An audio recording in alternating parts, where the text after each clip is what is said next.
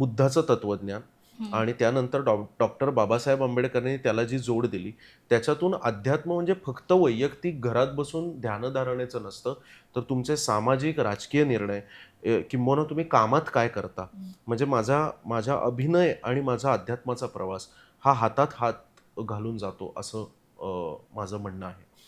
तर तुमचे सामाजिक निर्णय, तुमचे राजकीय निर्णय आणि तुमचे आध्यात्मिक निर्णय हे वेगवेगळे नसतात. त्याचे कप्पे पाडायचे नसतात.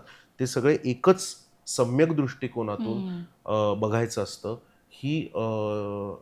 हा एक विचार आपल्याकडे आहे. या 2 मोठ्या लोकांमुळे गौतम बुद्ध आणि डॉक्टर बाबासाहेब आंबेडकर. तर मला असं वाटतं, की मी स्वतःला आता भाग्यवान असं म्हणू नये मी जर आध्यात्मिक असेन तर, पण हे आहे आपल्याकडे भारतात, येस. हे संचित आहे आणि कुठल्या भारतीय परंपरांची नाळ जोडून घ्यायची असली, तर मी या परंपरांची स्वतःची नाळ माझी जोडलेली आहे.